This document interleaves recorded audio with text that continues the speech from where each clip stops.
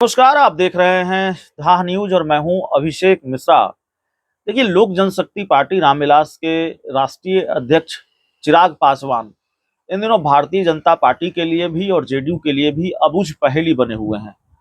भाजपा भी और जेडीयू भी शायद ये नहीं समझ पा रही है कि आखिरकार चिराग पासवान चाहते क्या है। एक तरफ वो भारतीय जनता पार्टी के जो सबसे बड़े नेता हैं, प्रधानमंत्री नरेंद्र मोदी, उनके हनुमान हैं और हनुमान पर राम की भी कृपा बरसती रही है। प्रधानमंत्री मोदी भी खूब प्यार बरसाते रहे हैं अपने हनुमान पर। चिराग पासवान पर विशेष कृपा रही है नरेंद्र मोदी की। और दूसरी तरफ नीतीश कुमार के घर भी वो गुलदस्ता लेकर जाते रहे हैं। नीतीश कुमार और चिराग पासवान के बीच की जो केमिस्ट्री है वो ठीक होती हुई नजर आती रही है। लेकिन चिराग पासवान ने एक दूसरा खेल शुरू किया है हाल के दिनों में, जो साफ तौर पर दिखता है। वो नीतीश कुमार की टेंशन भी बढ़ा रहे हैं और भारतीय जनता पार्टी की टेंशन, तो मोदी की टेंशन तो उन्होंने 4 बार 5 बार बढ़ाई अलग अलग मौकों पर। तो भाजपा और चिराग के बीच जो तल्खी बढ़ी हाल में, उस पर हम बहुत बात कर चुके हैं। जेडीयू की हम बात करेंगे। जेडीयू की चिंताएं कैसे बढ़ा रहे हैं और जेडीयू खेमे में हलचल है। चिराग पासवान की जो सियासी चाल है, या चिराग पासवान ने जो अपने तेवर बदला है, गियर बदला है, उससे जेडीयू में बहुत हलचल है। जेडीयू में बहुत गहमा गहमी है कि आखिरकार चिराग पासवान कहीं पुराना वाला खेल तो नहीं करने जा रहे हैं। नीतीश कुमार की जमीन पर चिराग पासवान खूंटा ठोक कर आ गए हैं। मेरा मतलब इस बात से है कि नीतीश कुमार की जो सिटिंग सीट है, जेडीयू की जो सिटिंग सीट है, वहां खूंटा गाड़ दिया चिराग पासवान ने। कहा कि यह सीट तो अब लोक जनशक्ति पार्टी रामविलास लड़ेगी। मटिहानी में उन्होंने चुनावी सभा की, बेगूसराय के मटिहानी में।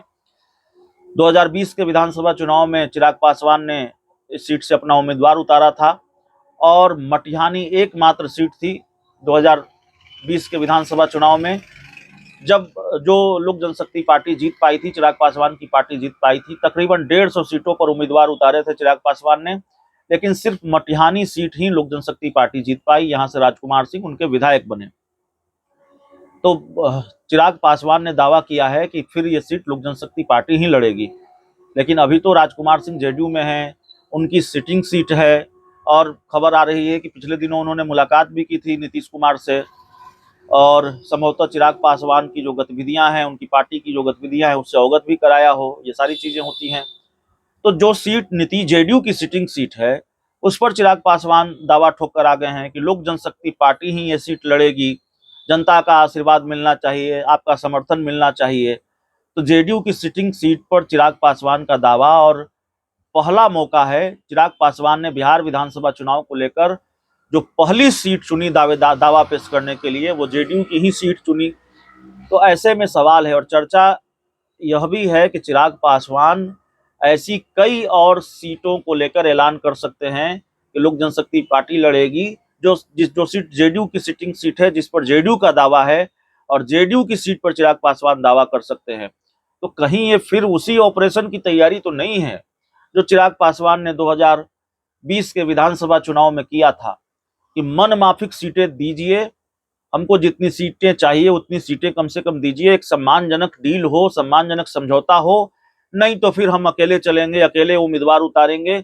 और जहां नीतीश कुमार को उम्मीदवार होंगे, जेडीयू के उम्मीदवार होंगे, ज्यादातर उन्हीं सीटों पर उम्मीदवार उतारेंगे। इसी तरफ तो नहीं बढ़ रहे हैं चिराग पासवान। यह भी एक बड़ा सवाल है। प्रेशर पॉलिटिक्स शुरू तो नहीं कर दिया है विधानसभा चुनाव को लेकर कि भाई देखिए, हम तो ये सीट लड़ेंगे, हम ये सीट लड़ेंगे, हम ये सीट लड़ेंगे, हमको सीटें चाहिए, सीट दीजिए, नहीं तो हम अकेले लड़कर भी इन सीटों पर उम्मीदवार उतारेंगे। क्या आगे ये होने जा रहा है? आगे का खेल यही है, आगे का जो सीन है वो यही होने वाला है।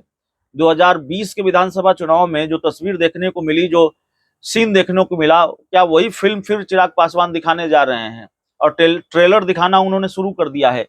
ये बड़ा सवाल है। तो खैर, हमें चिंतित होने की जरूरत नहीं है, हम तो खबर दिखा रहे हैं। चिंता की बात जेडीयू के लिए है और शायद जेडीयू की टेंशन, जेडीयू की चिंता शुरू भी हो गई है चिराग पासवान के इस गतिविधि से। आगे आगे देखना होगा कि चिराग पासवान जेडीयू के साथ वाकई क्या किसी खेल की तैयारी में हैं, और फिर जेडीयू इस खेल से बचने के लिए क्या तैयारी करती है। नीतीश कुमार की कौन सी सियासी चाल देखने को मिलती है। बहुत बहुत धन्यवाद।